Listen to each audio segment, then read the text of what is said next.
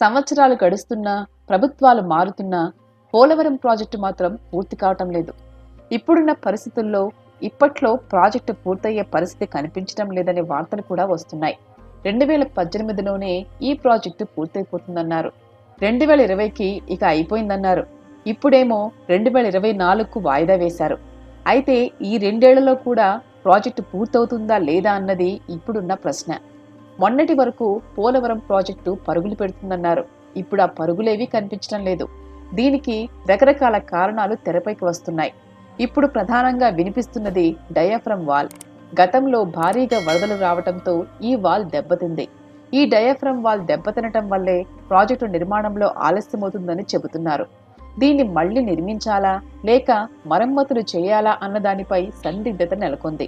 ఈ సమస్య రాష్ట్ర పరిధిలోనిది కాదని, సిడబ్ల్యూసి, పీపీఏ, డీడీఆర్సీల స్థాయిలో నిర్ణయం తీసుకోవాల్సి ఉంటుందని ప్రభుత్వం చెబుతోంది.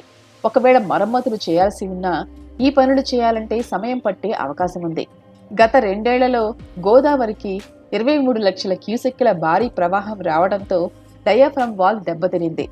సమీపంలో భారీ గుంత కూడా ఏర్పడింది.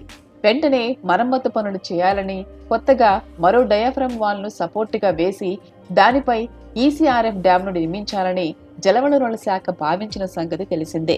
ఈ గుంతను ఇసుకతో నింపుతామని కేంద్రానికి నివేదించింది. ఇందుకోసం డిజైన్లను అందించింది. అయితే వీటిపై కేంద్రం తీవ్ర అసంతృప్తి వ్యక్తం చేసింది. వరద నీరు ఉండగా సమగ్ర అధ్యయనం చేయకుండా డయాఫ్రమ్ వాల్ దెబ్బతిందని ఎలా నిర్ధారణకు వస్తారని, దెబ్బతిందో లేదో తేలకుండా మరమ్మతులకు డిజైన్లు ఎలా రూపొందించారని నిలదీసింది. వరద నీటిని తొలగించాకే అధ్యయనం చేసి తన ముందుకు రావాలని పేర్కొంది. దీనిపై రాష్ట్ర ప్రభుత్వం అభ్యంతరం వ్యక్తం చేసింది. వరద నీటిని తోడాలంటే ఏకంగా 2000 కోట్లు కావాలని, తాము అంత వ్యయం చేయలేమని స్పష్టం చేసింది. అయితే నిధుల కోసం ఆలోచిస్తే భవిష్యత్తులో భారీ వరదలు వచ్చి ఈసీఆర్ఎఫ్ డ్యాం కొట్టుకుపోతే భారీగా ప్రాణనష్టం జరుగుతుందని కేంద్రం ఆందోళన వ్యక్తం చేసింది. ఈ వాదోపవాదాల నడుమ రాష్ట్ర ప్రభుత్వం రూపొందించిన డిజైన్లకు కేంద్రం సూచనప్రాయంగా ఆమోదం తెలిపింది. అయితే ఎప్పటిలోగా దీని మరమ్మత్తు, ఈసీఆర్ఎఫ్ నిర్మాణ పనులు పూర్తి చేస్తారో స్పష్టం చేయాలని ఆదేశించింది. కేంద్రం సూచించిన డిజైన్ల మేరకు పనులు ప్రారంభించినా వచ్చే ఏడాది డిసెంబర్ దాకా పనులు పూర్తి చేయడం కష్టమేనని, వానలు, వరదలు లేకపోతే అప్పటికే పూర్తి కావచ్చని, ఒకవేళ భారీ వరదలు ఉంటే మాత్రం 2024 మార్చి వరకు పట్టవచ్చని రాష్ట్ర ప్రభుత్వం తెలిపింది.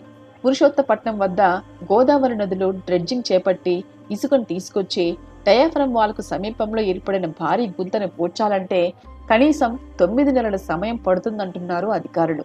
మధ్యలో వర్షాలు మొదలైతే పూడ్చడం సాధ్యమయ్యే పని కాదు అంటున్నారు. పోలవరం హెడ్ వర్క్స్ ను 2023 డిసెంబరు లేదా 2024 మార్చి నాటికి పూర్తి చేసిన ప్రాజెక్టు గరిష్ట నీటి మట్టం 45 మీటర్ల కాంటూరులో నీటిని నిల్వ చేసేందుకు వీలుగా ప్రభుత్వం భూసేకరణ చేయడం కూడా అనుమానమేనని సాగునీటి రంగ నిపుణులు అంటున్నారు.